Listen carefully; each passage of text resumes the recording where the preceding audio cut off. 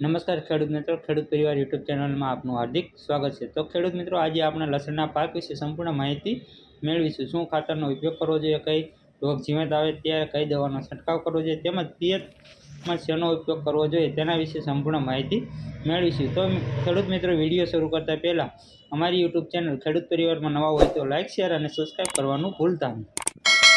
તો મિત્રો, લસણના બીજની વાત કરીએ તો ગુજરાત લસણ 3, ગુજરાત લસણ 4, યમુના સફેદ અને ગુજરાત સફેદ 2 અને 3નો ઉપયોગ કરવો જોઈએ। મિત્રો, વાવેતરની વાત કરીએ તો 21 ઓક્ટોબરથી 20 નવેમ્બરની વચ્ચે જો વાવેતર કરવામાં આવે તો ઉત્પાદન સારું પ્રાપ્ત થાય છે। વાવેતરના અંતરની વાત કરીએ તો મિત્રો 10 અથવા 15 ઇંટુ 10 સેમી અંતર રાખવું જોઈએ, જેથી લસણનો ગાંઠિયો કદ મોટું થાય છે, તેથી ઉત્પાદન ક્ષમતા અને વજનમાં 10 થી 20% વધારો જોવા મળે છે। તો હવે આપણે ખાતરની વાત કરીએ તો મિત્રો, જ્યારે ખેતરની ખેડ કરતા હોય ત્યારે સમયે 20 થી 25 ટન પ્રતિ એકરે છાણિયું ખાતર આપવું જોઈએ। રાસાયણિક ખાતરની મિત્રો વાત કરીએ તો મિત્રો 25 કિલો નાઇટ્રોજન, 50 કિલોની આસપાસ ફોસ્ફરસ તથા 50 કિલોની આસપાસ પોટાશ તત્વના રૂપમાં પાયામાં ખાતર તરીકે આપવું જોઈએ, એટલે કે 110 kilo DAP, 85 kilo muriate of potash અને 11 કિલોની આસપાસ યુરિયા આપવું જોઈએ। ત્યારબાદ 30 દિવસની પૂરતી ખાતરની વાત કરીએ તો પ્રતિ હેક્ટરે 25 કિલો નાઇટ્રોજન આપવું, એટલે કે 54 કિલો યુરિયા આપવું જોઈએ।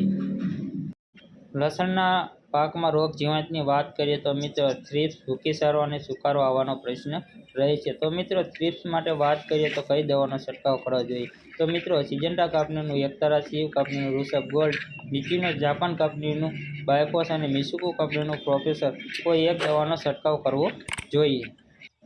તો મિત્રો, વૃદ્ધિ માટે વાત કરીએ તો જીવાગ્રો કંપનીનું સિયોપ્ટોન અથવા શિવ કંપનીનું ખજાનાનો ઉપયોગ કરવો જોઈએ। ખજાના મિત્રો ખાસિયત એ છે કે ખજાના છંટકાવ કરવાથી ખૂબ જ સારો વિકાસ અને મૂળનો વિકાસ પણ સારો જોવા મળે છે। મિત્રો, ભૂકીસારાની વાત કરીએ તો મિત્રો જીવાગ્રો કંપનીનું ડોમાકનો ઉપયોગ કરવો જોઈએ। જો મિત્રો ફૂગની અસર દેખાતી હોય તો મિત્રો નીચીનો જાપાન કંપનીનું સાણનો ઉપયોગ કરવો જોઈએ, તેથી બેસ્ટ પરિણામ જોવા મળે છે। સુકારાની મિત્રો વાત કરીએ તો મિત્રો કાર્બન બેન્ઝીમ 0.5%નો ઉપયોગ કરવો જોઈએ। ખાસ મિત્રો પિયતની વાત કરીએ તો 10 થી 12 દિવસના અંતરે પિયત આપવું જોઈએ। બીજા અથવા ત્રીજા પિયતે મિત્રો નમ્રતા કીટનો ઉપયોગ કરવો જોઈએ, તેમાં બધા જ માઇક્રોન્યુટ્રન આવેલા હોય છે, તેથી વિકાસ સારો અને ગ્રોથ જોવા મળે છે। પાંચમા પિયતની વાત કરીએ તો મિત્રો જ્યારે ગાંઠિયા બેસવાની શરૂઆત થાય ત્યારે પ્રતિ હેક્ટરે 54 કિલો યુરિયા આપવું જોઈએ।